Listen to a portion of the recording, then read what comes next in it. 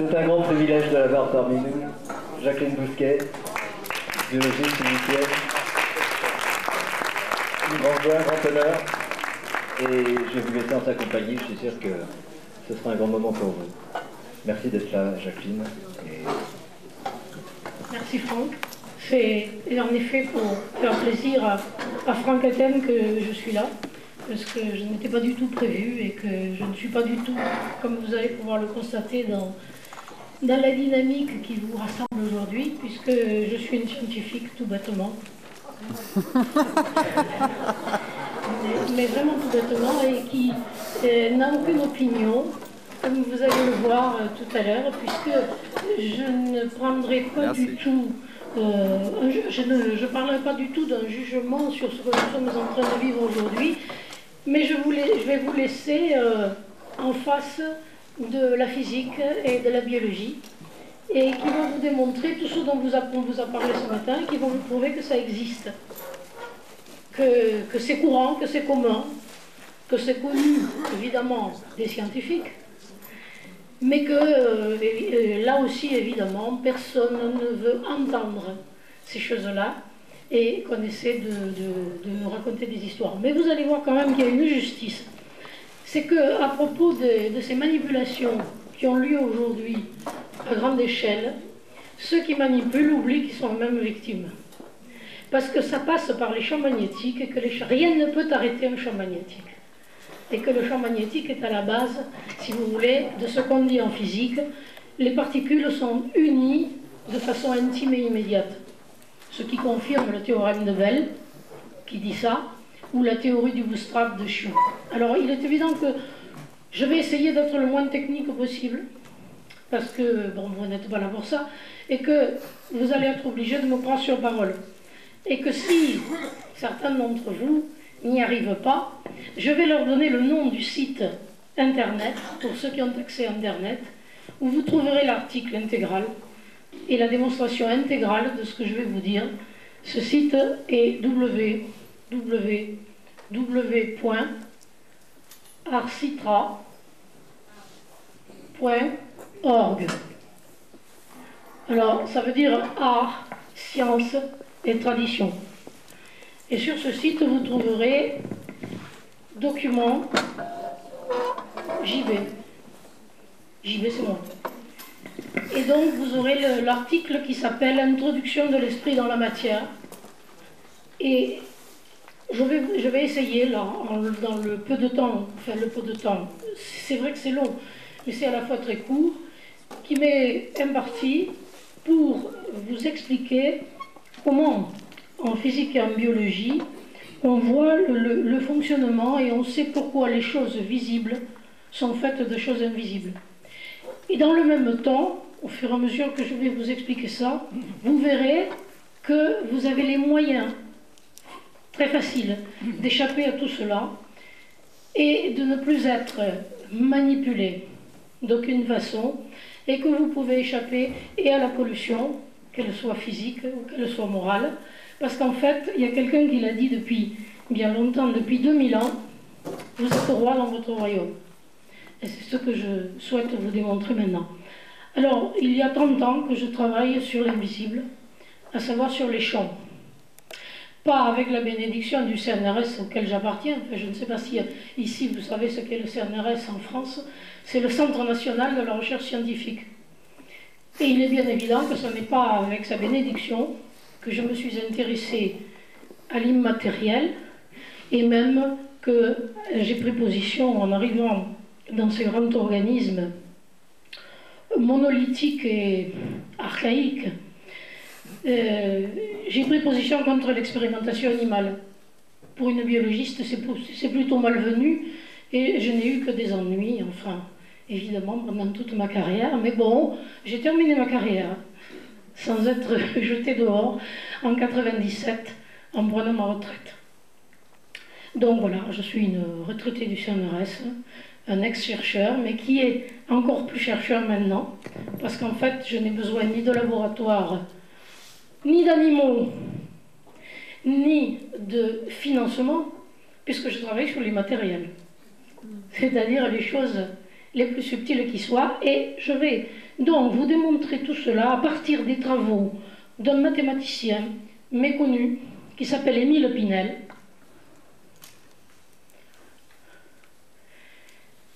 Et qui a eu le génie de s'intéresser à la biologie et de nous apporter un souffle comment dirais-je, de rigueur mathématique dans des phénomènes biologiques qui partent donc de ceux dont je viens de vous parler, de l'immatériel. Alors, je résume très simplement. Émile Pinel a défini 3 champs dans la cellule qu'il a nommés H1, H2, H3. Alors, je suis obligée au passage de définir ce qu'est un champ en physique. Eh bien, un champ, c'est un endroit où l'espace est structuré. Définition de la physique. Et une particule, qu'est-ce qu'une particule? Toujours en physique, c'est une densification de champ. Et rien d'autre. Et au fur et à mesure, nous allons voir que dans la description que fait la science officielle de l'atome, on a pris juste la partie magnétique et on a oublié la partie électrique. Et tous ces travaux vont confirmer des travaux beaucoup plus anciens, des athèmes, père et fils, qui ont été les premiers, à ma connaissance, à parler de l'origine magnétique de l'univers. Et vous allez voir que les travaux en biologie viennent confirmer parfaitement leur approche. À un moment, je vous dis que je crois que le père Athème m'avait envoyé son livre en hommage de l'auteur il y a une bonne trentaine d'années. Hein. Donc vous voyez que ça remonte loin. Et les travaux du fils donc, sont dans la lignée. Et vous allez voir qu'ils ont une confirmation éclatante aujourd'hui dans l'introduction de la pensée dans la matière. Donc Pinel définit 3 champs qui sont intracellulaires, avec évidemment un champ résultant. Il faut imaginer que ces 3 champs font un champ résultant. Et nous verrons ensuite que ce qu'il appelle le champ H3 était un champ morphopsychologique, autrement dit responsable des formes dans l'univers, est un champ qui va se comporter comme des poupées russes, à savoir qu'on va commencer par le champ de la particule, le champ de la molécule, le champ de l'organe, etc., etc. Mais quand on va arriver au champ de l'homme, le champ qui fait que nous avons une forme d'humain, et que cette forme d'humain est spécifique, puisque vous savez que sur 6 milliards d'individus, il n'y en a pas 2 de semblables, et que cela va beaucoup plus loin qu'on ne croit. C'est-à-dire que même vos hormones, votre albumine, etc., sont personnelles. Ce que la science ignore complètement lorsqu'elle parle des HLA pour les greffes, nous verrons l'importance que ça a tout à l'heure. C'est chacun, de même que ses empreintes digitales, est unique. Et il est unique dans ses constituants. Donc lorsqu'on vous transfuse, on vous transfuse avec un psychisme et un champ étranger. Cela veut dire que vous êtes parasité par un psychisme étranger. Et que le premier, comment dirais-je, en biologie, dès que vous avez subi une transfusion, dans les 20 minutes qui suivent, l'organisme mobilise toutes ses forces pour rejeter cette chose étrangère qu'on lui a donnée, puisque le système immunitaire est garant du moi et du non-moi. Nous allons voir aussi d'ailleurs son rôle dans l'alimentation tout à l'heure.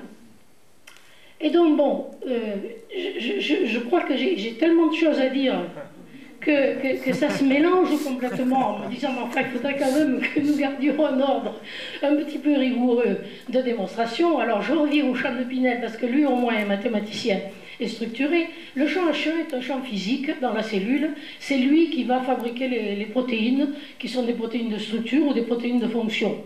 Passons, on n'a rien à en dire. Le champ H2 est important parce que c'est un champ de mémoire, donc c'est un champ totalement immatériel. Et l'avantage de Pinel est d'avoir démontré que dans le noyau de la cellule, dont vous avez tous entendu parler plus ou moins, le temps n'existe pas. C'est-à-dire que c'est un espace non euclidien à 3 dimensions d'espace. Le temps n'existe pas. Donc tous les phénomènes sont simultanés. Et c'est extrêmement important de comprendre cela parce que c'est l'ADN. Or, vous savez que l'ADN est un cristal liquide Oui, c'est bon. On commence un petit peu déjà à toucher aux cristaux. C'est un cristal liquide et ce sont des antennes. Nous avons d'ailleurs tous le même ADN. Comme qui dirait, nous avons tous le même piano.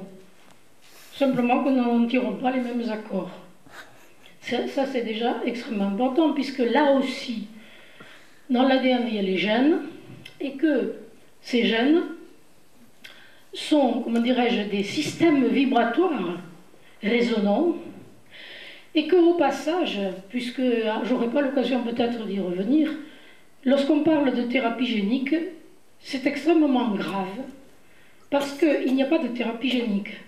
Soit le gène est malade, et auquel cas, c'est pas lui qui est malade, c'est le champ qui l'informe, c'est-à-dire l'immatériel. Le gène, lui, n'étant qu'une antenne.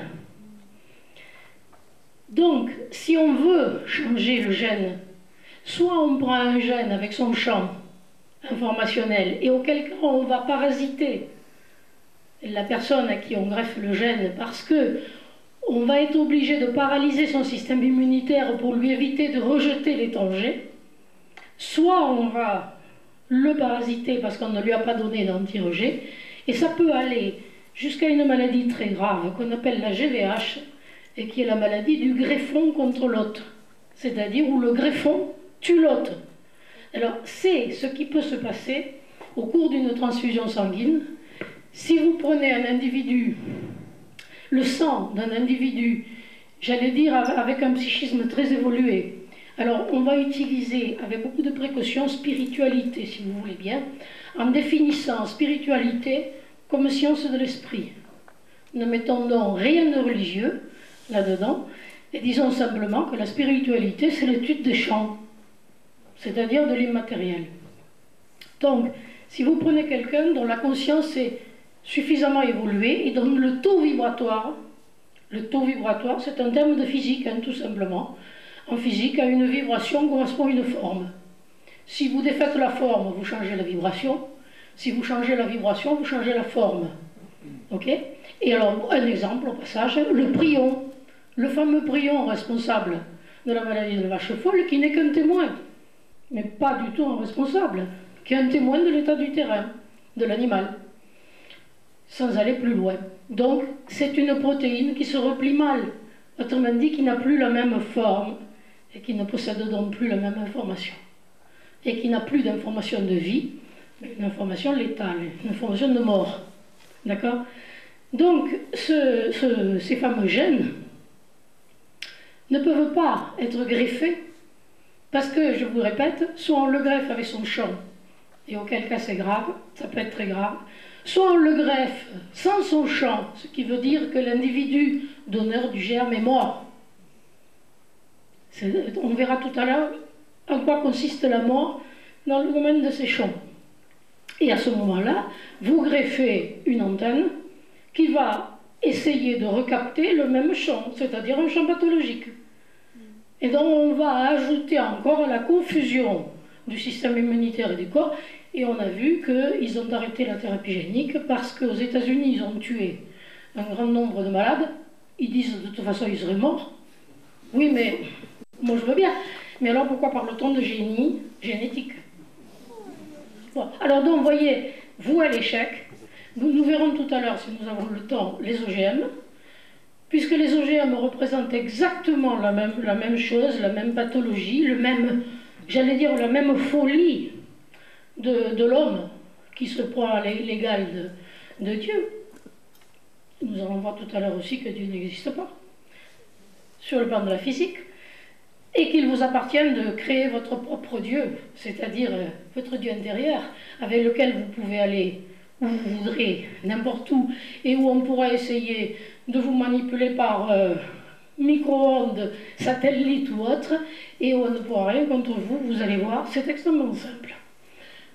Donc, les OGM, ça représente aussi, dans une forme de molécules données, issues, je vais dire, de carottes, normales, cultivées en agriculture biologique, j'insiste, parce que l'agriculture biologique est un facteur de survie.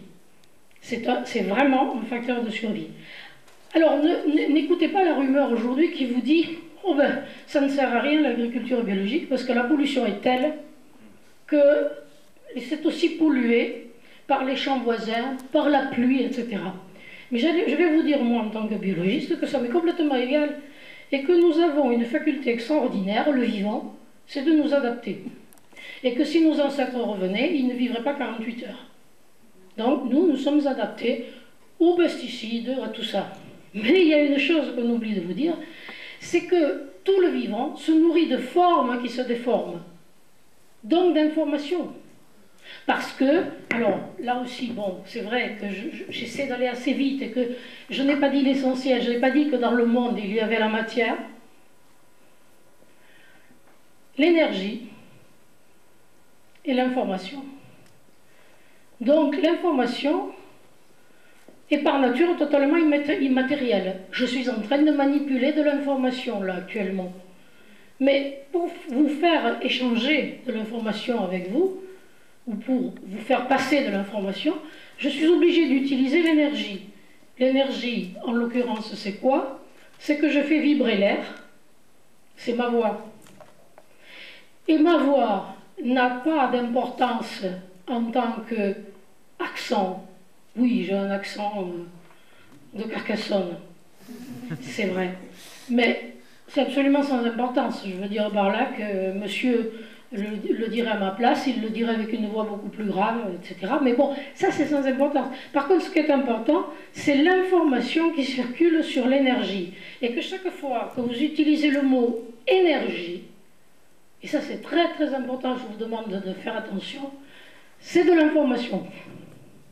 Et ça va être d'autant plus important lorsque nous allons parler de l'action des micro-ondes, de la nocivité des téléphones portables ou des lignes à haute tension. Parce que vous avez vu que personne ne peut se mettre d'accord sur la nocivité. Alors vous entendez des gens qui vous disent c'est très mauvais, et puis d'autres qui disent mais non, c'est pas mauvais du tout, les deux ont raison. Et vous allez voir pourquoi, parce que l'énergie est porteuse d'information et que l'information qui est dessus va varier en fonction de l'endroit où est passée, par exemple, la ligne à haute tension. Si la ligne à haute tension de 400 000 volts est passée sur un champ traité en agriculture intensive, donc vous avez vu, les paysans maintenant, ils sont revêtus de scaphandres, des masques, des gants, etc. Donc c'est d'une toxicité inouïe. La ligne en passant, elle est composée d'un champ magnétique et d'un champ électrique, et le champ magnétique est le support de la pensée, des concepts, de l'information. Donc le champ magnétique de la ligne prend l'information poison. Et il est évident que ceux qui sont après, eh bien, ils vont récolter cette information de mort.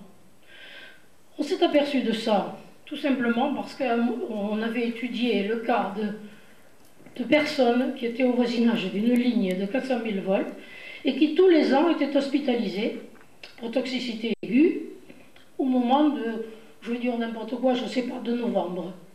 Tous les ans. Et on s'est aperçu qu'à ce moment-là, le fermier, quelques 10 km avant, traitait son champ. Donc, vous voyez que la nuisance est fonction de ce qui se passe d'un côté de la ligne. Et que donc, si vous prenez juste avant le champ traité, et bien si ça se trouve, il n'y a rien. Donc si le scientifique fait l'étude là, il ne va rien trouver. Et puis s'il fait l'étude là, il va trouver une truc. Et donc personne ne va tomber d'accord. Un autre exemple, c'est à propos des micro-ondes ou des ondes des portables. Et bien là aussi, c'est la même chose. Ces micro-ondes font que, heureusement, j'allais dire, que les inventions des hommes font qu'ils oublient, enfin ils oublient, ou ils ne savent pas faire, ça j'en sais rien, ce qu'on appelle alors, lorsqu'il y a une note, des harmoniques. Or, je viens de vous dire que chaque forme est personnelle. Chaque forme, quelle qu'elle soit, je vous dis la forme de l'albumine, pardon. Bon, eh bien, elle est strictement personnelle. Alors, je vais appeler ça des harmoniques. Si l'onde du portable est très près de l'harmonique qui commande votre cœur, eh bien vous allez être très gêné par l'appareil du voisin ou dans le train, parce que là c'est bien pire puisqu'il y a concentration, ou simplement parce que vous vous baladez dans la rue avec votre appareil, et qui fait que lui, il est obligé sans arrêt d'échanger avec la borne, et que donc, j'allais dire, il fonctionne à plein. Donc, si vous téléphonez dans la rue, arrêtez-vous. Si vous êtes dans une voiture, arrêtez-vous pour téléphoner, ce sera beaucoup moins dangereux et vous aurez moins de chances de tomber sur une onde qui va entrer en résonance avec le fonctionnement de votre foie, de votre cœur, etc. Et sinon, eh bien, tout à coup, votre cœur va recevoir l'ordre d'accélérer. Et il va le faire, évidemment, puisque, bon, ça ne peut pas fonctionner autrement. Et puis vous allez voir votre cardiologue qui va vous dire, ouf, il faut mettre une pile, un pacemaker. Non, désolé, non. Non, sûrement pas. Non. Bon, ceci, juste un petit exemple pour vous dire, vous voyez ce que la biologie aujourd'hui vous apprend, vous informe et vous aide à comprendre. Donc, ne jamais, jamais oublier que chaque fois que vous parlez d'énergie, vous devez parler d'information. Et que c'est la seule chose importante, l'information. Alors, puisqu'on en est là, qu'est-ce que vous faites quand vous mangez? Eh bien, vous cassez des formes. C'est pour ça que vous avez des dents. Et en cassant les formes, vous récupérez l'information. Et plus vous mangez des formes normales, j'allais dire, au lieu de manger une orange, vous buvez le jus. Faux, puisque vous vous privez de l'information de la forme de l'orange dans laquelle vous allez mordre. Et que cette information subtile est celle qui va nourrir votre cerveau supérieur. Parce que, alors, comme depuis un moment là je vous sollicite à fond, je vais en profiter pour vous faire rire et vous dire, quand je parle à 14 heures, j'aime pas trop. Parce que nous avons deux cerveaux, le cerveau supérieur et le cerveau abdominal. Et vous savez que les intestins ont exactement la même forme que le cerveau. Et vous savez qu'on trouve dans ce cerveau-là les mêmes amines biogènes qui sont là. Et que donc, nous, en tant que mammifères, puisque c'est ce que nous sommes, humains, c'est soit lui qui fonctionne, soit lui. Mais quand vous avez mangé, c'est lui qui fonctionne et qui vous donne de l'information. Alors si vous arrivez à 2 heures en digérant, lui, alors vous dormez. Et celui qui parle, il vous endort. Et d'ailleurs, c'est très facile à voir, vous savez. Là, vous aurez des difficultés à digérer parce qu'il n'y a personne qui dort. Je vous le dis tout de suite. Alors il y a un choix que l'organisme doit faire, soit diriger ses énergies vers le haut, et à ce moment-là vous êtes attentif, soit digérer, mais vous ne pouvez pas faire les deux en même temps, c'est pas possible. C'est pour ça qu'il faut manger dans le recueillement et dans le silence. Si vous voulez que votre corps fasse le travail de récupérer les informations, et vous allez voir donc l'importance de votre alimentation, puisque quand vous cassez les formes, je répète, vous récupérez de l'information, et là je vous demande, qu'est-ce que vous mangez? Parce que c'est très important, parce que c'est cette information qui va donner la qualité de votre sang. Et nous allons voir tout à l'heure la démonstration avec le magnétisme. Et la qualité de votre sang détermine la qualité de vos pensées. Et la qualité de vos pensées et la qualité de votre vie. Alors, si vous n'êtes pas content de votre vie, changez votre alimentation. Déjà. Alors, je suis désolée, j'ai répété tout à l'heure que je suis une scientifique, hein, donc la morale, j'ignore. Je suis strictement amorale.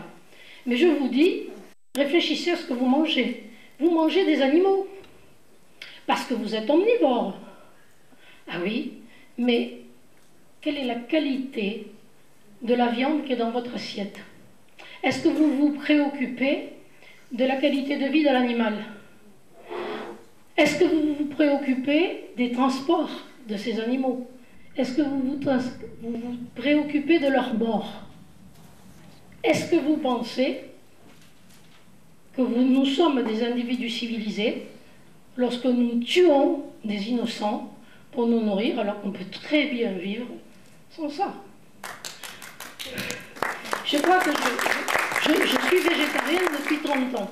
Mais c'est la même chose. Quand Pardon? on a un jardin, on doit aller couper ces petites plantes aussi, on les fait mourir aussi. Oui, celle-là, je l'attendais, madame. Commencez par vous préoccuper de l'être vivant qui souffre, qui crie. Allez faire un tour dans un abattoir, madame. Allez-y 5 minutes dans un abattoir. Si vous continuez à manger de la viande, alors là, il y a quelque chose que je ne comprendrai pas. Alors, avant de vous préoccuper de la salade, commencez à vous préoccuper de l'agneau et du bœuf. Mais les plantes, ça vit aussi très fort. Hein. Mais madame, arrêtez de manger. Faites comme madame Zamussen, là, qui vit sans manger. C'est possible, c'est possible, c'est possible. Bon, enfin, personnellement, j'en suis pas là. Je mange des végétaux. Et en tout cas, je répète, l'information contenue dans les beefsteaks, etc., est une information de mort, de violence, de haine. Alors, lorsque vous entendez parler d'amour, posez-vous la question. La violence que vous voyez à l'extérieur aujourd'hui, elle est à l'intérieur de nous.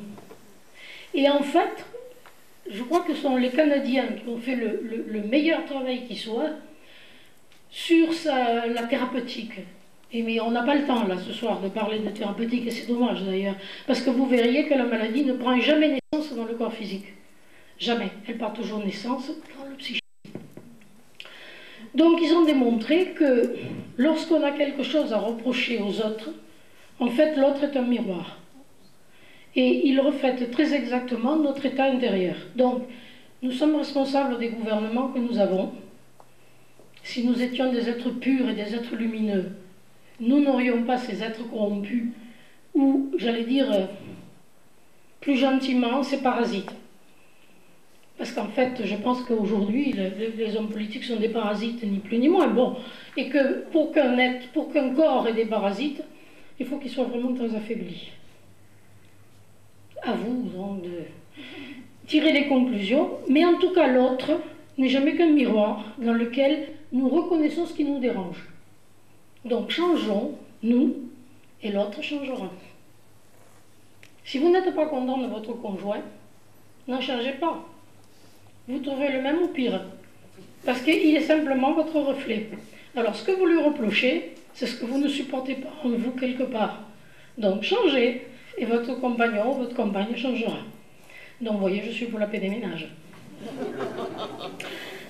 Bon, alors, donc, nous continuons. Nous continuons avec l'information, l'énergie et la matière. L'énergie est double. Et elle est double parce que, comme tout ce qui essaie de faire communiquer deux choses qui sont incompatibles, c'est-à-dire donc l'information totalement immatérielle et la matière. La matière, j'en dirai rien. Nous sommes dans un corps matériel. Donc cette énergie est double, et c'est là que ça devient très intéressant, parce qu'elle est à la fois mâle, évidemment je fais une femelle, hein. Elle est à la fois mâle et femelle, cette énergie. Et que donc, en conclusion de ces travaux de Pinel, on voit qu'il y a un champ magnétique. Je répète que je résume, hein. Un champ magnétique dont vous savez que ce sont des ondes et qui sont délocalisées, c'est-à-dire qui ne sont nulle part dans l'espace. Ce champ magnétique est déterminé, donc comme ceci, par une... Si on met de l'émail de fer, on voit, bon je dessine très mal, mais enfin bon, avec un signe plus et un signe moins. Et l'importance et l'intérêt de ce champ magnétique, c'est que comme dans les ordinateurs, il est un support d'information. Ça veut dire que l'information se trouve dans le champ magnétique. Et qu'il a des polarités qui ne peuvent être séparées. Ce qui veut dire qu'il n'existe pas de monopole magnétique. Pourquoi? Parce que le magnétisme, étant le support d'information, contient un futur et un passé. Et au milieu, un temps zéro. C'est quoi? Eh bien, c'est le temps. Le temps Donc, au niveau du champ magnétique et dans les concepts et dans les choses de cette nature, vous avez le temps. Et le temps n'est rien d'autre que des accumulations d'expériences. Et c'est ainsi qu'on parle du poids du passé, du poids des ans. D'accord? Parce que vous vous nourrissez de n'importe quelle façon, soit par là, soit par là, de formes qui se déforment. Et donc, je répète, d'informations. Et ces informations s'accumulent dans le champ magnétique. Et ce champ magnétique, j'ai dit, est immatériel. Mais comment va-t-il se matérialiser, ce champ magnétique? C'est-à-dire cette onde, puisque c'est une onde. Eh bien, tout simplement par un phénomène qu'on appelle la piézoélectricité. La piézoélectricité, qui va donner un signe plus et un signe moins, électrique cette fois-ci. Et ce signe plus et ce signe moins va donner tout bêtement les membranes, quelles qu'elles soient, qui sont polaires comme ceci, que ce soit la peau, la membrane cellulaire, tout ce qui est la bordure d'une forme. Et la bordure d'une forme est toujours constituée d'un signe moins et d'un signe plus, ce qui dans la tradition se traduit par ils seront deux dans une même chair. Alors, on a donc l'onde délocalisée, le cristal piézoélectrique et ceci. Ce qui va donner dans la cellule un noyau, et vous pouvez le transférer ceci au niveau du cerveau, etc. Et bon, ici, ce qu'on appelle le centriole, et qui est un quartz, c'est-à-dire un cristal. Donc ici, l'ADN, dont je vous ai dit que T égale 0, le temps n'existe pas, et la membrane cellulaire, tout le tour, qui est bipolaire, et qui, elle, est électrique. Sachant qu'ici se trouve l'information. Et que cette information, qui circule donc entre les deux polarités de la membrane, est totalement immatérielle. Et c'est ce qui va constituer les réseaux d'acupuncture et la circulation du ki, du chi, du prana, d'accord, qui circule ici, et qui fait qu'ici, le temps est égal à 0, c'est-à-dire il n'existe pas. Et que quand vous cassez ces formes-là, vous récupérez l'information qui est ici. Ce qui fait que quand vous utilisez l'électricité, et qui provient par exemple du pétrole, eh bien, simplement, vous récupérez des informations qui datent de l'ère tertiaire, puisque le pétrole est le résultat des forêts, de la décomposition des forêts de l'ère tertiaire. Et donc, plus nous utilisons de l'énergie, plus nous libérons des informations totalement incompatibles avec notre époque. Et à plus forte raison lorsqu'on utilise les résultats qui se font dans les réacteurs atomiques, où on casse des atomes qui participaient peut-être au début de l'univers. Mais en tout cas, dont les informations sont certainement incompatibles avec nous. Mais enfin, bon, il faut savoir que chaque fois qu'on utilise de l'énergie, on utilise de l'information. Ça, c'est capital à comprendre. Et qu'ensuite, cette information dont je viens de vous parler et que je suis en train de vous démontrer, c'est elle-même que vous récupérez donc, en mangeant, en cassant des formes. Donc l'importance de cette immatérialité. Et vous voyez aussi qu'elle est, j'allais dire, presque intemporelle, en ce sens que ceci correspond au fonctionnement de ce cristal qui lui-même est ce fameux champ H3 qui est un champ de forme et dont l'importance dit Pinel est telle que c'est sa variation qui est une dérivée qui est dH3 sur dt, donc variation au cours du temps, et qui fait qu'à chaque instant, nous sommes renouvelés.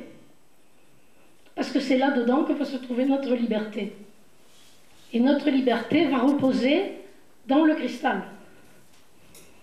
Est-ce que vous comprenez ce que ça veut dire? Ça veut dire que vous n'êtes pas figé et vous n'êtes pas prisonnier à jamais de ce que vous êtes, mais qu'à chaque instant, au niveau du champ magnétique qui représente nos concepts, c'est-à-dire ceux à quoi nous acquiesçons, ceux avec quoi nous sommes d'accord, il ne tient qu'à vous de dire non, je ne suis pas d'accord. Vous êtes libre. Vous avez entendu quelque chose à la télévision, et puis vous n'êtes pas obligé de le croire. Vous dites non, moi je suis désolé, je ne crois pas. C'est votre droit le plus strict, et à ce moment-là, ça se manifestera dans votre corps physique. Et c'est là que ça devient intéressant, parce que ça va vous permettre d'échapper à toute suggestion et à tout essai de contrôle. Parce que vous comprenez bien que si on injecte sur votre peau, dans votre corps, à l'occasion de vaccination, une petite puce, un petit cristal, tout petit, qui a cette propriété de recevoir des informations et d'en redonner, ben vous comprenez bien qu'à ce moment-là, vous ne pouvez pas être victime. Que les gens qui défendent cette idée que nous sommes manipulés et qui eux-mêmes fréquentent les cristaux liquides au niveau de montres, par exemple, ben, ils sont eux-mêmes victimes, puisque le cristal, il est là au contact de leur peau et qu'il les informe sans arrêt. Donc là, vous avez le choix, vous avez complètement le choix d'être ou non manipulé, parce que vous savez comment ça marche. Mais que vous, votre cerveau supérieur, il a tout pouvoir sur ce cerveau-là, et puis sur les informations qui pourraient vous parvenir de l'extérieur, parce que, j'allais dire, c'est là que vous allez voir comment on appelle ça, le placebo, l'effet placebo en médecine, et dont tout le monde se moque d'ailleurs, les esprits supérieurs se moquent du placebo. Mais il n'y a que le placebo qui est à l'œuvre dans notre vie. Parce que tout ce à quoi vous croyez devient vrai pour vous. Même si c'est complètement faux, mais si vous y croyez, c'est vrai pour vous. Alors, je ne sais pas, vous fréquentez des guérisseurs, continuez, c'est très bien. Si vous pensez qu'ils peuvent vous guérir, ils vous sortiront de n'importe quelle pathologie.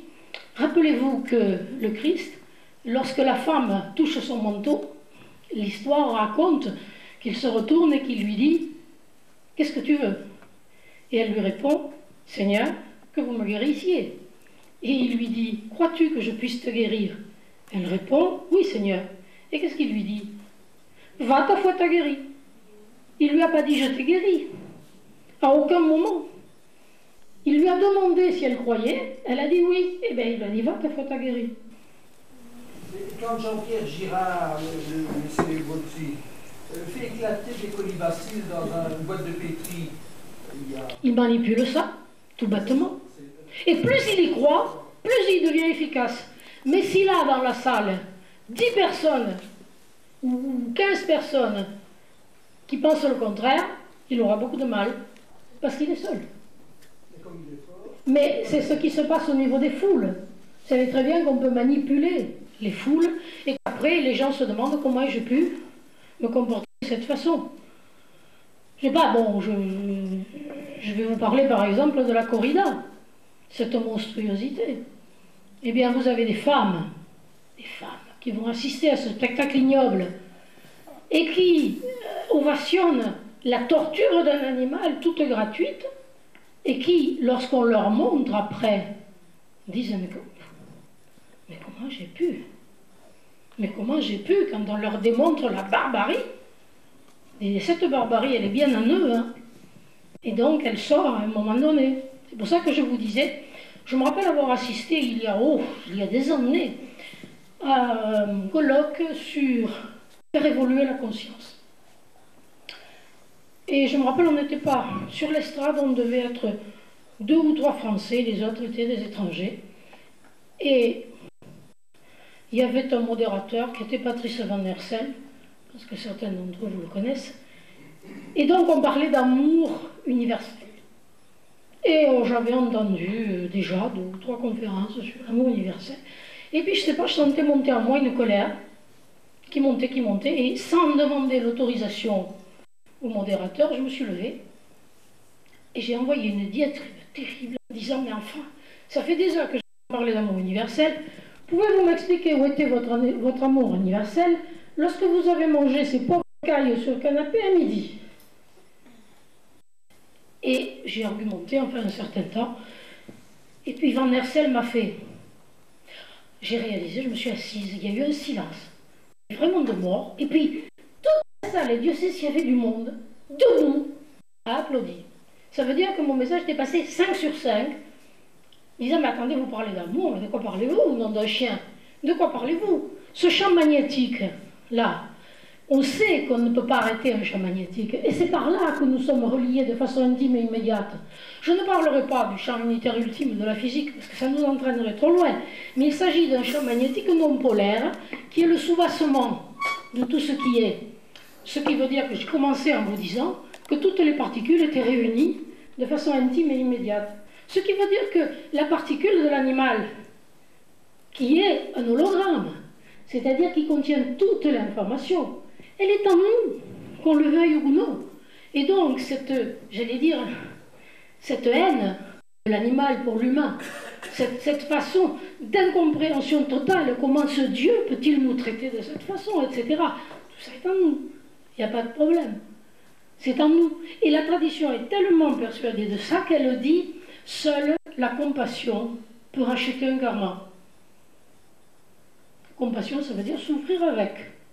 Je rappelle. Mais comme nous sommes dans un univers d'ordre, un cosmos, ce que vous ne faites pas par amour, vous le ferez dans les pleurs et dans la souffrance. Comment on devient ce qu'on mange? Et comment on devient ce que l'on tolère? Parce que vous savez qu'on peut pécher par pensée, par parole, par action et par omission. Or, que faisons-nous? Nous supportons, nous déléguons à des gens qui ne pensent qu'à l'argent. Vous avez entendu ce matin le droit élever, regardez ce terme, des animaux pour les manger, pour les torturer, pour servir à la vivisection. Pour la médecine actuelle est le résultat de cette barbarie qu'est la vivisection. La médecine tue. Alors on vous parle de 8000 morts sur la route, mais on ne vous parle pas de 25 000 morts par an, dues aux erreurs médicales, à la médecine, à la iatrogénèse, à la maladie nosocomiale, etc. Personne n'en parle de ça. Mais pourquoi est-ce qu'on n'arrête pas cette hécatombe? Pourquoi est-ce qu'on ne vous dit pas que la médecine ne se préoccupe que des symptômes? Ah, c'est facile, vous avez un symptôme, vous avez le centre-fluide, on le coagule. Il coagule, on le fluidifie. Vous avez mal à la tête, prenez de l'aspirine. Vous avez des rhumatismes, prenez des anti-inflammatoires. Vous êtes diabétique, prenez de l'insuline. Et ce, jusqu'à la fin de vie, pour le plus grand bonheur des laboratoires, qui ne tiennent pas du tout à vous guérir, puisqu'ils vivent de votre maladie. Et qu'ils ont intérêt, évidemment, de l'entretenir le plus longtemps possible. On sait aujourd'hui guérir un cancer. Parce qu'on sait aujourd'hui ce qu'est un cancer. Et à ce moment-là, on va vous parler, je ne peux pas, j'ai pas le temps, des foyers de Hammer et de Hammer. Hammer, qui est certainement un génie qu'on devrait porter au nu, et vous avez vu ce qu'on lui a fait. Et il est exilé en Espagne, et on l'a déchu de son doctorat. C'est un comble, étant donné que le doctorat est un diplôme, je veux dire par là, mais quel est lui-même qui est capable de décréter tout à coup, je suis docteur en sciences? Ah ben non, vous n'êtes pas conforme, vous n'êtes plus docteur en sciences. Ah non, je suis désolée, mais je mourrai dans la d'un docteur en sciences, puisque c'est ce que je suis. Et donc Hammer est médecin, et on l'appelle le guérisseur Hammer. Entre parenthèses, c'est un compliment, parce qu'on ne risque pas de dire ça de nos médecins.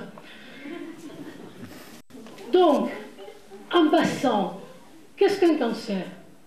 Eh bien, un cancer, c'est une rupture de rythme, de dialogue, entre ce champ H3, qui est, je le répète, un champ de forme qui s'appuie sur le champ H2 de mémoire, pour transmettre les informations au corps physique, et le corps physique qui renvoie les informations au champ H2 de l'ADN par l'intermédiaire de ce champ H3. Et donc, ce champ H3 n'a d'importance que par sa variation dans le temps, puisque nous ne sommes jamais les mêmes, que nous sommes sans arrêt en train d'acquérir de l'information. Et donc, je vais représenter très grossièrement donc, ce champ H3 qui nous entoure. Alors, pourquoi j'ai parlé d'un champ délocalisé tout à l'heure, où je vous ai dit qu'il est nulle part dans le temps et dans l'espace, et pourquoi est-il autour de nous, ce champ? Alors, qu'est-ce qu'il y a dans le son? On vous dit Adam, en tradition. Adam, ça veut dire Aleph, le 1, dans le sang. Donc ça veut dire le moi, je suis, ça, dans le sang. Comment? Eh bien dans le sang, comme par hasard, il y a du fer, il y a de l'hémoglobine. Qu'est-ce qui est susceptible de s'aimanter? Le fer. Qu'est-ce qui est capable de capter un champ magnétique? Le fer. Qu'est-ce qui est capable de retenir autour de nous ce champ délocalisé qui autrement irait se promener dans l'espace, ce qu'il va faire au moment de la mort physique? Où H3 reste intact, travaux de Pinel. Lorsque dans les formules de Pinel on fait T égale 0, on s'aperçoit que tous ces champs meurent, seuls des H3 sur des T meurent.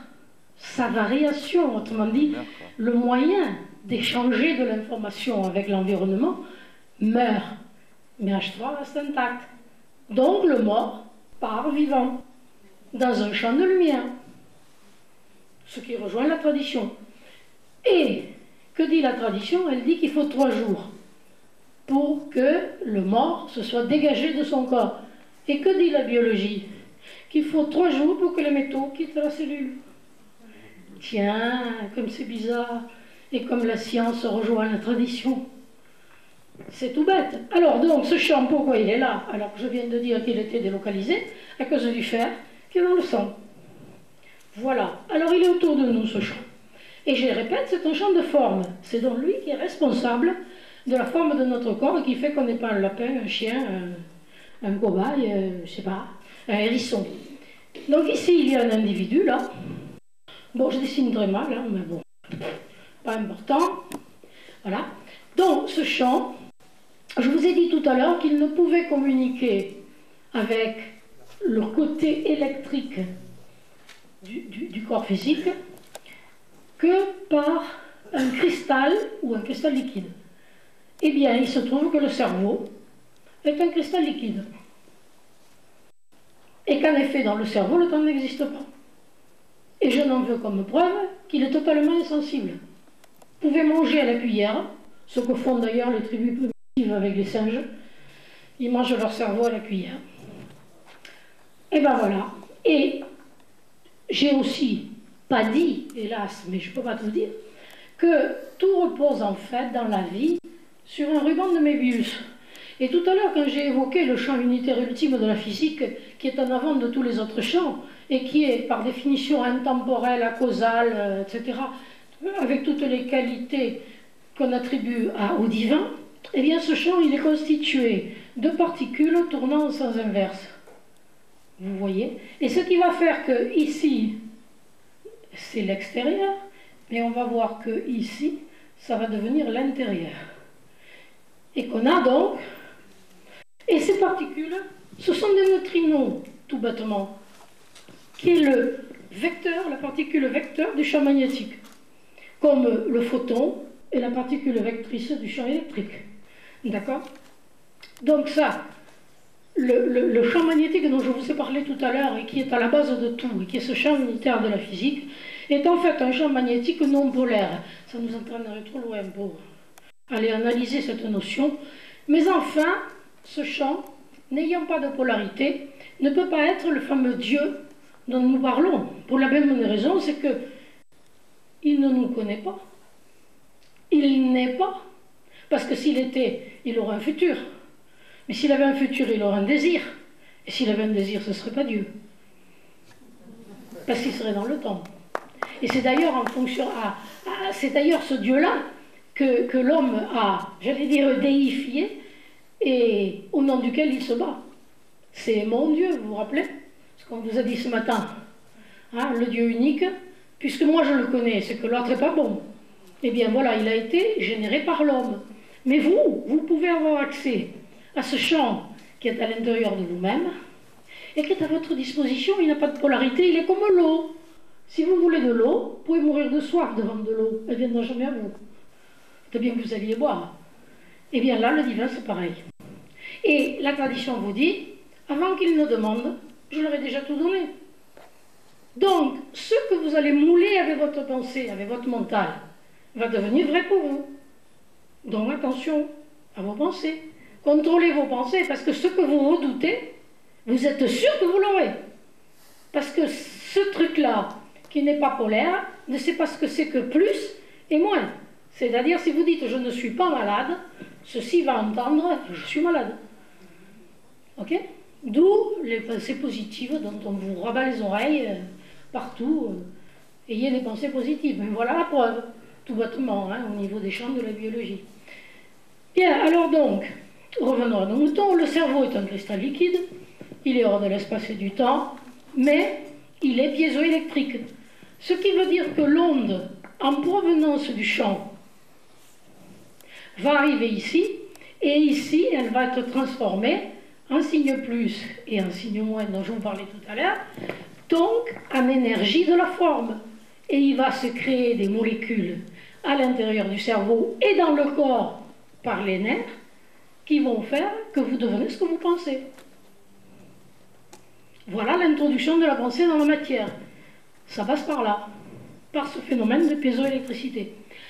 Si ce champ reçoit une information dont on va dire qu'elle est stressante, l'évolution se fait toujours par le stress. Le stress est un facteur d'évolution. Parce que si vous êtes cool et baba, vous n'avancerez pas beaucoup, parce que pourquoi voulez-vous changer les choses? Vous trouvez que c'est très bien comme c'est. Donc vous n'allez pas évoluer. Par contre, si la vie vous envoie un grand coup de poing, là vous allez vous poser des questions. Mais pourquoi il m'arrive ça à moi?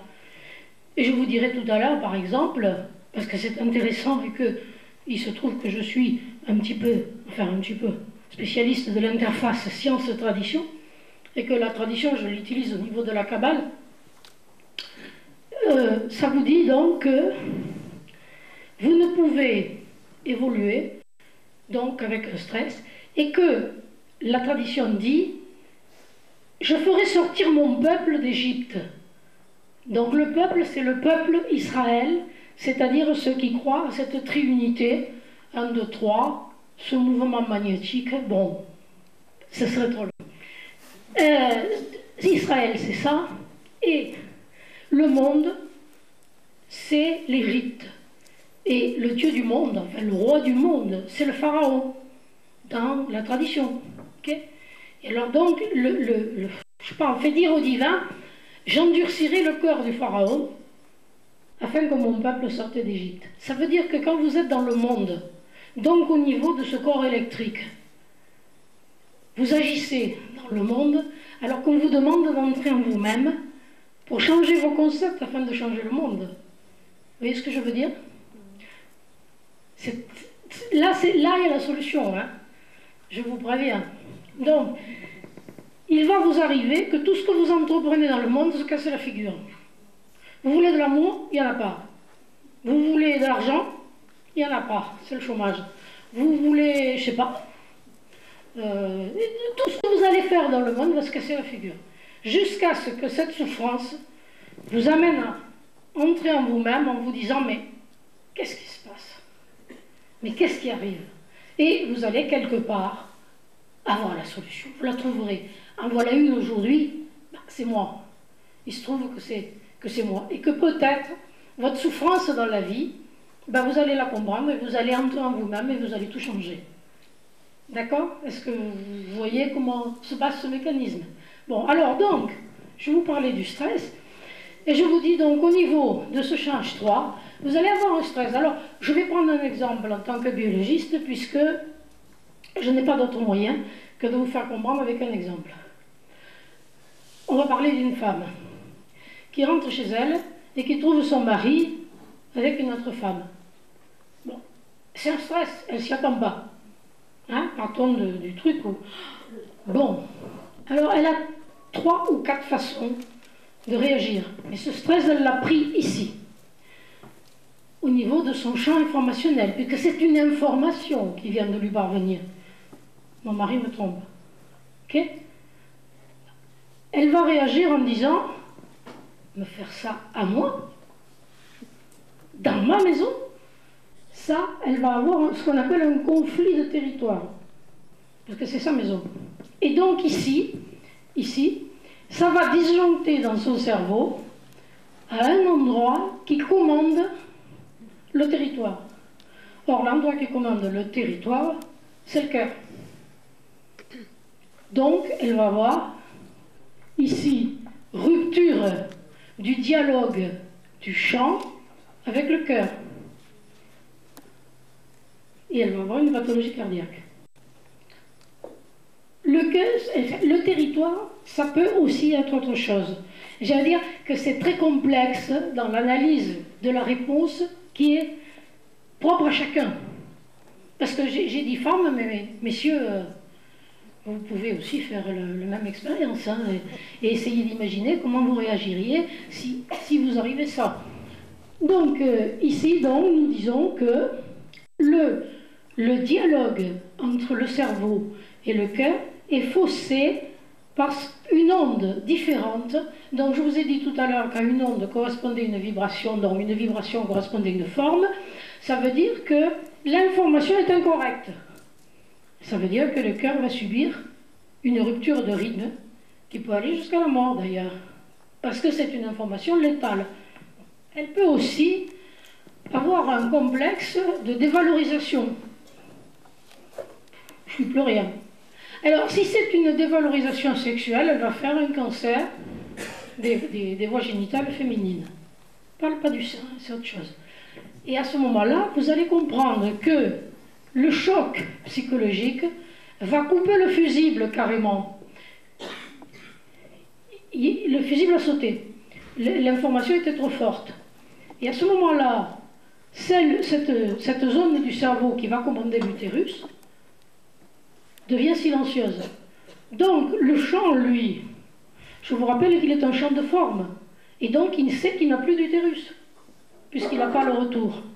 Et il va dire au cerveau, fabrique-moi un utérus.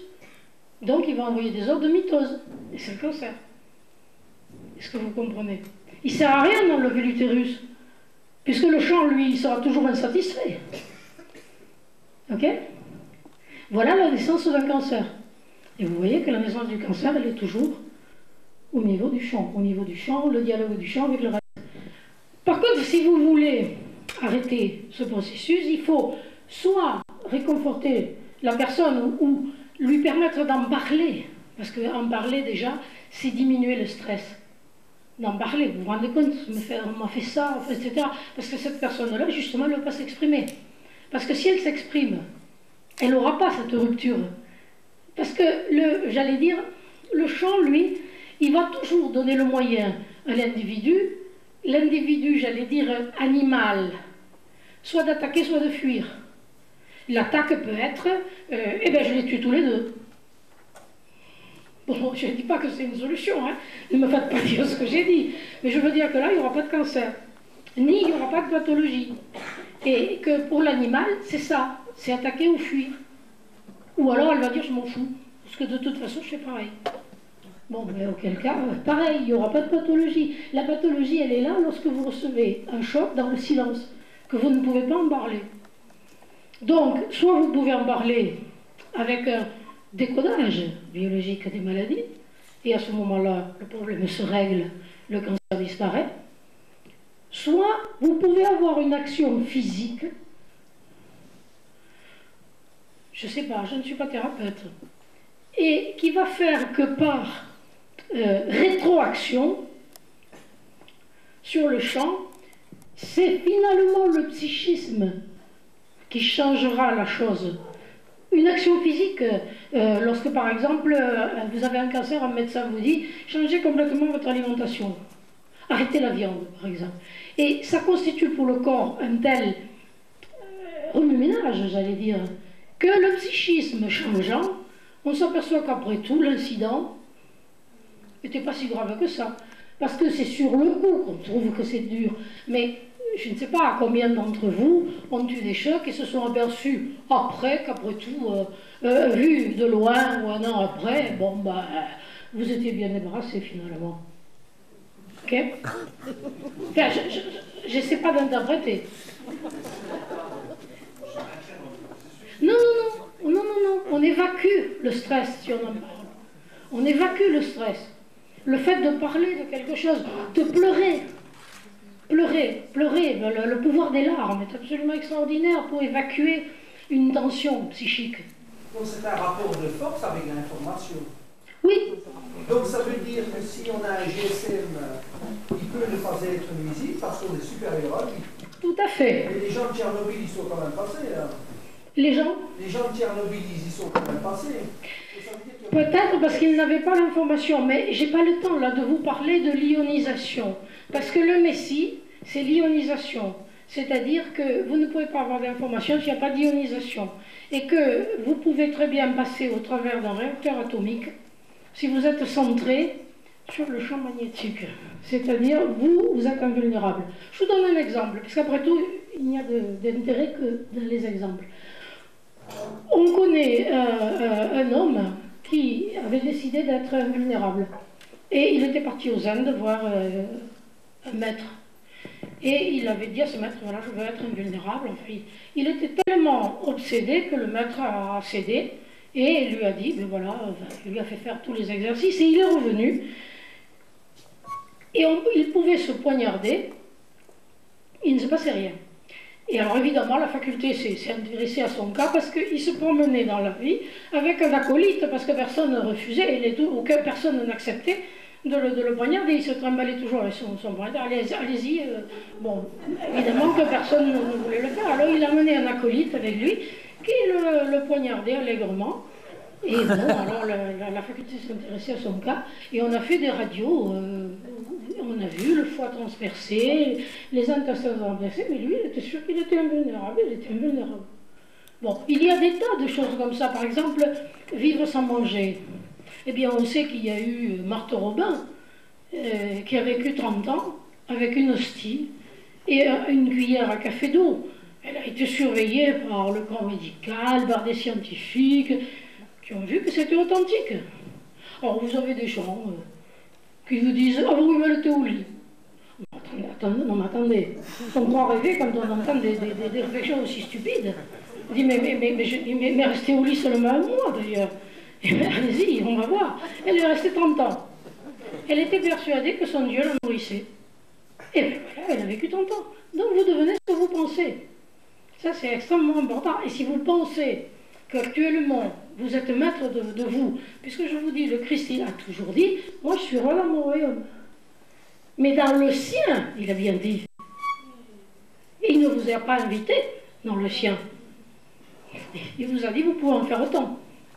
Il vous a dit ce que je fais, vous pouvez le faire, et des choses plus étonnantes encore. Et tout dans sa vie est un exemple de vie. À vous de décider. Je dirais, si vous voulez avoir quelque chose de pas très pollué au niveau de la tradition, vous pouvez prendre l'évangile de Thomas. C'est pas très facile à lire, hein, parce que les logions sont assez hardes.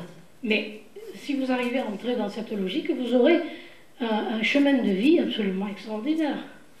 Bon, je ne vous parle pas de la Kabbale, parce que ça, c'est quand même autre chose. Mais, je veux dire que la Kabbale avait déjà perçu ce dont je vous parle, puisque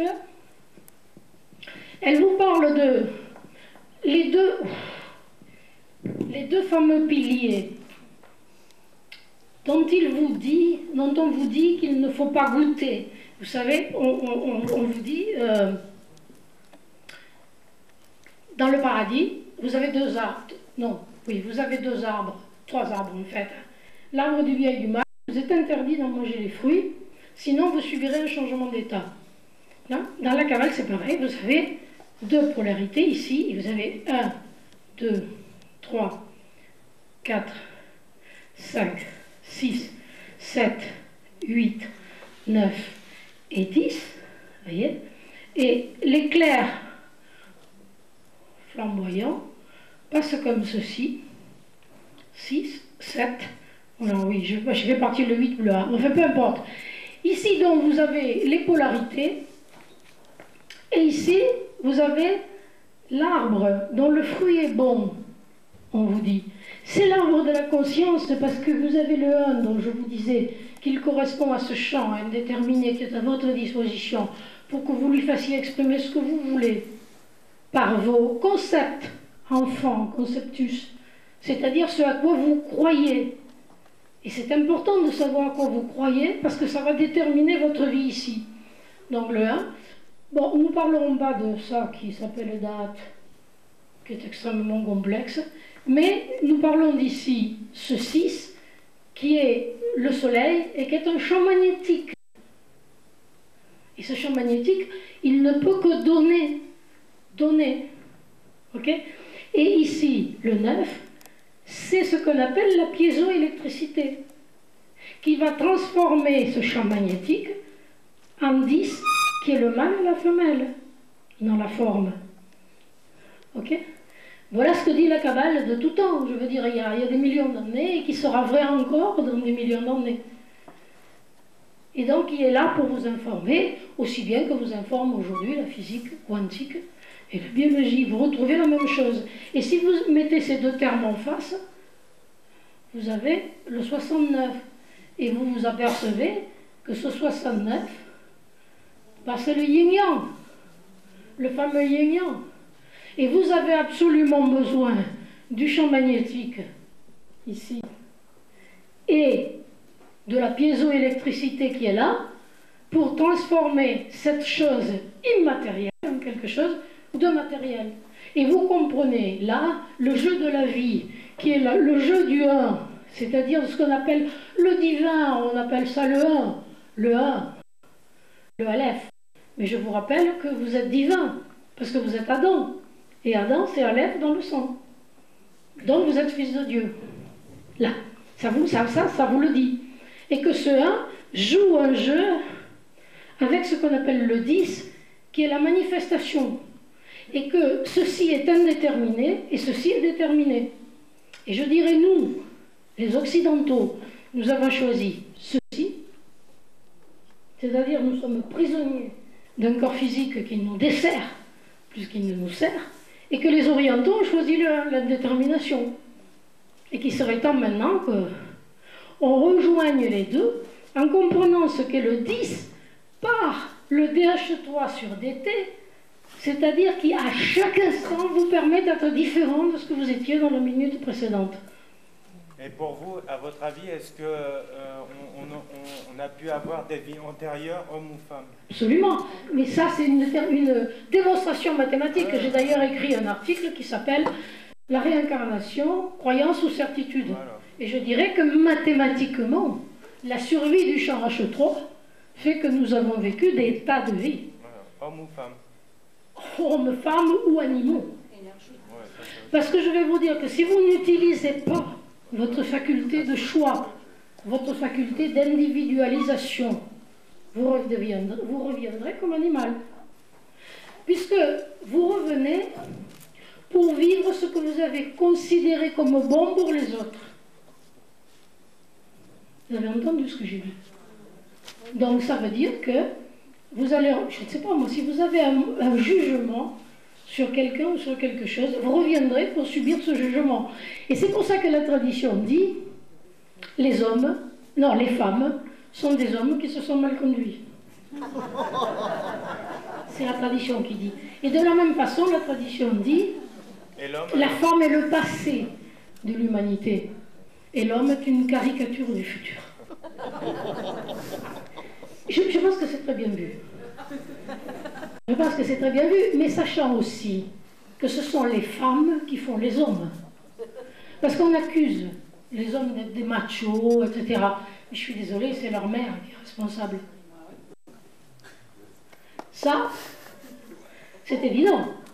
Alors donc, lorsque vous voyez de quelle façon sont traitées les femmes, enfin en tout cas, lorsqu'elles sont dans des pays où elles n'ont pas comme nous aujourd'hui le droit de s'affirmer. Je veux dire par là que si elles s'identifient à leur côté femelle, ce qui malheureusement est le cas de beaucoup de femmes, alors à ce moment-là, elles risquent de subir la loi des mâles. Mais celles qui ont décidé qu'il n'en est pas question, celles-là, je défie quelque homme que ce soit de venir lui marcher sur la pointe des chaussures. Ça, c'est un choix. Je veux dire par là que je suis bien placée pour en parler parce que je suis une scientifique, déjà, et en plus, je suis une théoricienne. Or, les hommes ont décidé que les théories, c'était le domaine des hommes. Et donc, moi, je fais irruption dans leur monde, donc ils m'ignorent. Ce qui m'arrange, au fond. Mais en tout cas, qui les dérange, je dirais beaucoup. Beaucoup, beaucoup, beaucoup. Mais bon, ça, c'est vous qui décidez. C'est vous qui décidez comment... Parce que je me souviens, tenez, encore d'un truc de ma jeunesse, qui remonte vraiment très loin, hein, dans une autre vie. Je me rappelle à l'époque, je portais du rouge à lèvres, je mettais du rouge à lèvres. Et puis j'arrive dans un, je sais pas, un magasin, un garage. Et la personne me dit bonjour monsieur. Je dis je sais pas, je crois pas avoir quand même une barbe. Et en plus je dis du rouge à lèvres. Je ne réponds pas. Alors tout d'un coup elle lève la tête, elle se rend compte. Elle me dit oh, excusez-moi madame ou monsieur. Oh, je lui dis pour ce que vous en avez à faire, choisissez. Ça n'a pas beaucoup d'importance. Et donc, en fait, c'est ça l'attitude, je crois. C'est se ficher éperdument de l'opinion qu'ont les autres. Et je me rappelle aussi, quand j'étais plus jeune, ma mère qui me disait toujours, enfin, écoute, qu'est-ce que les gens vont penser? Parce que vraiment, j'étais pas très cadrée. Bon, j'en ai rien à fiche. Mais alors, ça m'est parfaitement égal l'opinion que les autres ont de moi. Ce qui est important, c'est l'opinion que moi, j'ai de moi. La pauvre femme, elle n'a jamais compris. Mais je lui ai fait gagner son paradis.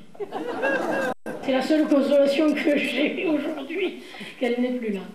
Bon, enfin bref, voilà. J'essaie de vous faire un peu rire, parce que c'est vrai que c'est un peu dur, tout ce que je vous ai dit.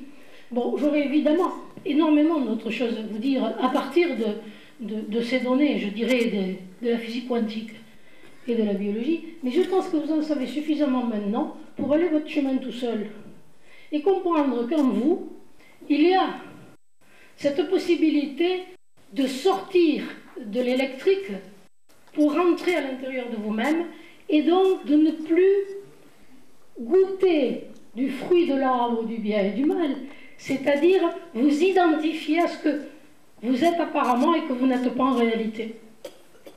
C'est ça qui est dit tout au long de la tradition. Et la physique aujourd'hui vient le confirmer. Si vous vous identifiez au corps physique, vous allez subir tout ce qui va pouvoir agresser votre corps physique, dont vous parliez tout à l'heure. Je disais les radiations, les ondes baladeuses avec leur différence de forme se rattachant à la même, les harmoniques dont je vous parlais tout à l'heure. Mais si vous pensez que ça n'est que la manifestation de ce à quoi vous croyez, de vos concepts, changez de concept. Et votre corps physique, à chaque instant, sera différent. Comment voulez-vous attraper quelque chose qui n'a pas de réalité? Vous savez que, je vais vous donner un autre exemple parce que ça vaut le coup, en tradition. On vous dit, il vous est interdit de prononcer le nom de Dieu. Et ce Dieu, on l'appelle Yodé Vavé. Alors il est évident qu'il y a un code chiffré, et qu'encore ça va être dur pour vous, mais bon, ça vaut le coup. Alors, Yod, et, Vav, et. Alors, je vais vous donner le code chiffré correspondant. Lui, il va vous parler plus. Yod, je vous ai dit tout à l'heure, c'est 10. Et 10, je vous ai dit, c'est le mâle qui a ce mouvement. Je ne vais pas vous faire un dessin. Auquel répond un mouvement circulaire. Hein? Je ne vous fais pas de dessin. Donc 10, le mâle et la femelle, donc ceci, qui va être une forme. Et c'est 5 5, c'est la quintessence. La quintessence, c'est la vie. Et la vie, c'est le neutrino, porteur de l'information, que vous ne pouvez pas saisir. Ce neutrino, on vous dit qu'il y en a des millions qui traversent la Terre comme une boîte de beurre sans interagir. En réalité, ils sont les supports des concepts qui sont à l'origine des formes. Le 5. 6, le VAV, c'est 6. Et 6, vous avez vu que c'est un champ magnétique, c'est-à-dire quelque chose qui donne de l'information. Et en cabale, ça s'appelle un appareil copulateur mâle. Je vous ai dit, le mâle est un futur toujours. Il est porteur d'une information codée. 6 et 5. Et alors, qu'est-ce que vous avez là? Vous avez que lorsque deux vies se fécondent, on aboutit à la merveille du 10, c'est-à-dire de quelque chose qui est... Et c'est l'intemporel. On appelle ça le Seigneur, Dieu, etc. Mais c'est l'intemporel parce que ce 10 est le résultat de ceci, dont je vous parlais tout à l'heure. Et ce fameux Yodé-Vavé, dont on n'a pas le droit de dire le nom, pourquoi? Parce que si vous l'appelez d'une certaine façon, vous allez émettre une vibration. À cette vibration va correspondre une forme. Or, un Dieu défini est un Dieu fini. Et ce n'est plus Dieu. C'est une création humaine. Et vous ne pouvez pas faire non plus d'image taillée. Parce que si vous faites une image taillée, vous faites une forme dans laquelle il y a une information qui est codée. Or, on vous dit, c'est l'intemporel. C'est le DH3 sur DT, c'est ce que vous êtes. Or, l'homme, dans sa chute, inutile, faire un dessin. Vous voyez bien que ce corps physique, pour représenter Dieu, et Dieu, il est plus trahi qu'autre chose. Hein. Alors, on vous dit que Yeshua, qui s'appelle Jésus, et qui a un code chiffré 10, 300, 5, 6, 5. Donc, il est ça, c'est intemporel, contre lequel vous ne pouvez rien, parce que vous ne pouvez pas l'attraper, puisqu'il n'a aucune pérennité. Et il est 9 à chaque instant. Donc 9. 9, c'est le nombre de la piézoélectricité. Il est porteur du 300. Or, le 300, on vous dit que ça, c'est le souffle qui, ayant 2 zéros, est cosmique. C'est-à-dire qu'il y a un féminin dans le monde des vivants, un féminin dans le monde des morts. Il vient, lui, Yeshua, apporter ce 300 au monde et aux hommes qui l'ont perdu depuis la chute. Ok? Ça, c'est la tradition. Et lui, il ne peut rien faire puisqu'il est intemporel. Il a besoin de quelqu'un pour le livrer dans le sens de livreur de lait. Et on va vous dire que c'est le traître. Yehuda, Judas, 10, 5, 6, 4, 5. Qu'est-ce qui les différencie? Un 4. Le 4, c'est le fragment d'hologramme, c'est la matrice. Et ça représente le corps physique. Seul le corps physique de l'homme peut arrêter le divin dans l'incarnation. Voilà le rôle de Judas. Le traître. C'est nous. Et quand Judas a fait ça, c'est-à-dire qu'il a récupéré le 30, parce qu'évidemment, nous n'avons pas la prétention d'être cosmiques dans l'état où nous sommes. Donc, on a donné 30 deniers, le prix de la livraison. Judas, quand il a reçu ça, il a reçu son moyen d'action sur le monde. Donc, il se coupe la tête. Il est devenu le tout. Il n'a absolument pas besoin d'être moi Judas. Il est devenu universel dans le monde. Donc, il se pend. Et qu'est-ce qu'on achète avec les 30 deniers? Le chant du potier. Qui est le potier? Le maître des formes. Et la boucle bouclée. Et l'homme peut redevenir le créateur qu'il était à l'origine. Et qui est libre des maîtres des formes auxquels il ne s'assimile pas. Ok? Alors, tout ça pour vous montrer qu'il y a une réunion absolument extraordinaire aujourd'hui de la tradition, de la grande tradition, et de la physique quantique et de la biologie. Alors, je voulais laisser un moment pour que vous puissiez, oula, regardez, 10 minutes, hein. Donc, Allez-y. Par contre, je vous demanderai de revenir là.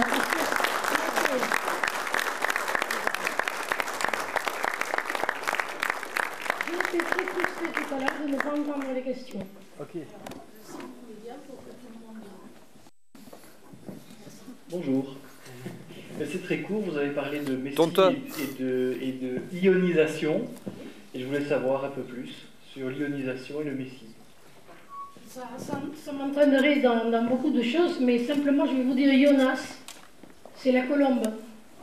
Et la colombe, ça veut dire ionisation aussi. Ça veut dire que pour que quelque chose soit et quelque chose s'exprime, il faut absolument qu'il y ait des ions, c'est-à-dire des charges. Par exemple, qu'un milieu biologique qui peut transférer de l'information est un milieu ionisé. C'est-à-dire que, vous voyez, dans le corps physique, il y a des acides aminés, par exemple. Et ces acides aminés sont appelés racémiques. Ça veut dire qu'ils n'ont pas de polarité, mais qu'ils peuvent, en fonction du travail qu'ils ont à effectuer, soit recevoir des informations et à ce moment-là être lévogire, c'est-à-dire qu'il fait tourner à gauche le plan de polarisation, soit être dextrogire, c'est-à-dire donner de l'information. Et l'information se transfère au niveau des ions chargés.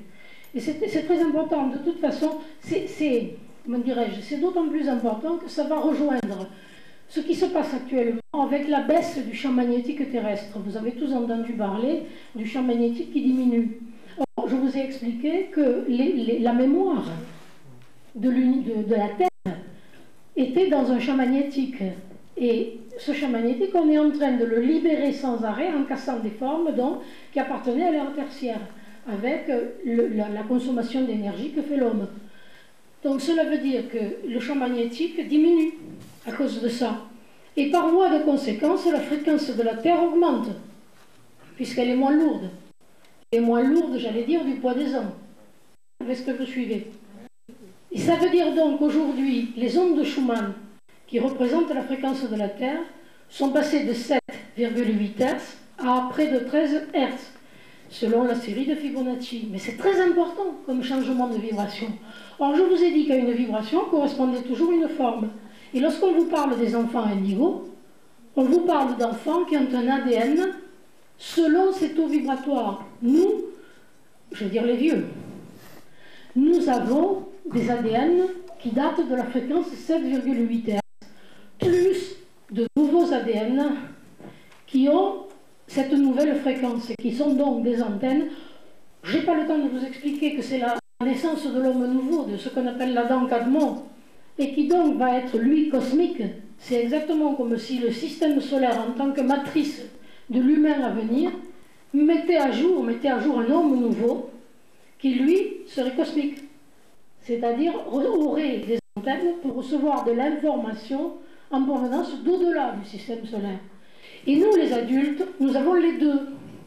Mais nous sommes conditionnés par nos anciens ADN qui vous disent « Papa, maman, c'est bien, doivent se donner en mariage, faire des enfants », tout ça c'est abayé, dégagé, parce que l'homme nouveau ne sera pas physique et ne se reproduira pas dans la chair, mais dans l'esprit.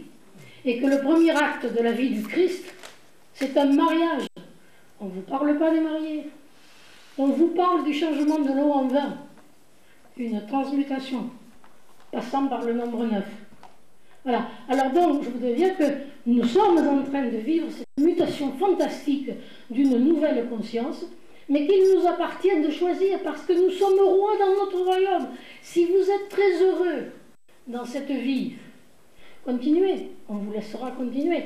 Mais sachez que 26 000 ans se terminent. C'est-à-dire que en 2012, nous serons vraiment dans l'ère du Verseau. Et que nous quittons l'ère des poissons, et qui était l'ère de la dualité. On représente toujours les poissons comme deux flèches nageant en sens inverse. Autrement dit, le corps physique. Donc la dualité. Or, on vous dit que ce sont les solitaires qui entreront dans le lieu du mariage, et que si vous faites du 2-1, alors vous entrerez dans le royaume. Et le 2, c'est le champ électrique, c'est ce que nous sommes.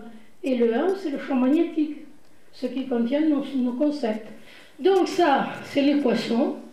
Cette ère se termine, et nous entrons dans l'ère du Verseau, et le Verseau, c'est une onde, c'est-à-dire le champ magnétique, c'est-à-dire l'unité, et c'est-à-dire l'amour universel, le voilà. Le voilà vraiment, l'amour universel, il est là. Ok? Voilà. Excusez-moi, ça n'a rien à voir, mais vous parliez tout à l'heure de l'information et des deux cerveaux, celui qu'on avait en bas et celui qu'on avait en haut. Et moi, il y a 2 ans, j'ai mangé macrobiotique. Et on m'a bien signalé qu'il fallait, je dis ça pour tout le monde, mâcher au moins 50 fois. Mais bon, comme maintenant, une personne ce matin disait que le progrès, c'est d'aller vite.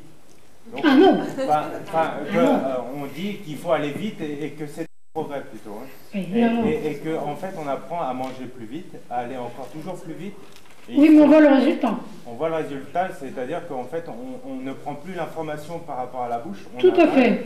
Et en fait, ça devient... Tout à fait, tout à fait. On est en carence. Donc, il faut apprendre à mâcher. On est en carence et il faut manger le plus possible de choses crues en début du repas. Je vous ai expliqué pourquoi. Parce que vous allez donner une information de vie. Parce que lorsque vous allez manger une salade qui a 3 jours de frigo, eh bien, son information subtile... elle n'a plus déjà la même forme. Donc, elle va vous ramener vos vibrations. Parce que manger est un acte d'amour. C'est faire l'autre sien. Et c'est pas par hasard qu'on dit « j'aime ». J'aime le beefsteak. C'est bien une relation d'amour, ça, non? Alors, vous devenez ce que vous aimez. Parce que vous descendez pour faire monter l'autre. Et l'évangile de Thomas dit « bienheureux est le lion que l'on manger, et le lion deviendra homme. Et souillé est l'homme que le lion a mangé, et le lion deviendra homme. » J'ai pas la peine que je fasse un dessin. Les transferts d'informations se font du plus ou moins, et lorsque vous mangez, vous descendez pour faire monter la substance. D'accord? Et lorsqu'il y a une relation de plus en moins, on va prendre simplement d'homme à femme, l'homme étant le futur de l'humanité, fait monter le passé, mais lui descend. Je veux dire que c'est bêtement mathématique. 3 minutes. Allez-y. Il reste 3 minutes. Alors, si il vaut mieux descendre le plus dans le minéral, dans le végétal, ou bien justement rester au niveau... Sûrement pas. Vous voyez déjà où nous sommes descendus. Et comme je vous ai dit, on devient ce qu'on mange. Nous sommes animalisés, mais je dirais quelque part volontairement par les forces noires qui ont intérêt à ce que l'homme ne retrouve jamais sa réalité. C'est clair, je veux dire. C'est évident. Bon, parce que si déjà vous savez que vous êtes Dieu, hein, vous savez, c'est l'histoire des 2 frères dont l'un est parti et est devenu gardien de cochon, et qui tout à coup s'aperçoit qu'après tout son père est roi, et qu'est-ce qu'il fait là? Il revient chez lui et le père tue le veau gras, etc., etc. Enfin bref, c'est la grande fête. Ben, c'est ce que nous-mêmes nous sommes appelés à faire. C'est-à-dire revenir chez nous de façon à être maître, non pas du monde, mais de notre vie, ce qui est déjà pas mal. C'est ça que je ne comprends pas. Si on descend, si on mange végétarien, on descend plus bas dans la hiérarchie. Si on mange végétarien. Vous entendez? Parce que moi, je n'entends pas là-bas. Je dis, si on descend plus bas, oui, dans la hiérarchie, si on mange végétarien ou végétarien, oui, on descend plus bas que manger animal alors. La tradition dit qu'elle est là où nous sommes actuellement, nous devrions pouvoir manger des pierres. La tradition dit ça, mais que nous sommes tellement dégénérés que nous ne pouvons même pas, en tout cas certains d'entre nous, manger des crudités sans avoir des problèmes digestifs. C'est un moi extrêmement faible qui ne peut pas s'affirmer vis-à-vis du monde végétal. Et il est plus près du monde animal. On peut survivre dans un désert, on peut survivre au milieu de radiation. Là, actuellement, si vous arrivez à avoir perçu, je dis bien perçu, ce qui a été dit ce soir, le travail se fera tout seul sans que vous en ayez conscience. Et donc vous allez transmuter. Parce que vous entendez tout. Vous savez tout. Je veux dire, là, vous avez écouté, et puis il y a des choses qui vous ont parlé, puis il y a des choses qui... Bon, c'était loin. On va vous prendre dans 10 ans. On va vous mettre en relaxation profonde, en sophrologie. Et puis on va vous dire qu'est-ce que vous faisiez le 8 mars à telle heure. Eh bien vous allez répondre que vous étiez ici. On va vous demander combien y avait-il de gens dans la salle. Vous allez dire le nombre exact, parce que quelque part vous l'avez perçu, ce nombre. On va vous demander combien il y avait de lampes allumées. Vous allez répondre. On va vous demander tout. Vous avez tout enregistré. Mais votre cerveau ne va laisser parvenir à votre conscience que ce qui est nécessaire à votre vie du moment. Le cerveau joue le rôle d'un filtre qui vous empêche d'être submergé par de l'information dont vous n'avez pas besoin. Et c'est très important parce que ça veut dire que il y a des informations que vous allez rejeter parce que non compatibles avec les concepts que vous avez actuellement. Et ce qui fait que, si vous prenez ça chez les scientifiques, vous savez qu'ils sont réductionnistes. Et ils sont tellement réductionnistes qu'ils refusent toute idée nouvelle, qui pourrait les déstructurer et les obliger à changer. Et à ce moment-là, leur cerveau n'entend pas. Donc, moi, je n'accuse pas mes collègues. Je pense simplement qu'ils sont victimes de leur biologie. Ils n'entendent pas. Et par exemple, je travaille avec un physicien qui est un homme pur et dur, vraiment, et au début qui était effaré parce que je lui racontais que c'est pas possible, mais c'est pas possible. Bon, et là maintenant, 1 minute. Et là maintenant, donc, on discute, il est arrivé à faire une certaine mutation, et il m'a dit dernièrement, et je traduis textuellement ses propos, mais si tu as raison, et malheureusement je crois que tu as raison, tu nous as foutus dans une belle merde. Voilà, exactement ce qu'il m'a dit. Bon, je m'arrête, je pense que la minute est... Et je ne vous ai pas laissé suffisamment de temps. On pourra recommencer à se poser des questions plus tard dans la soirée.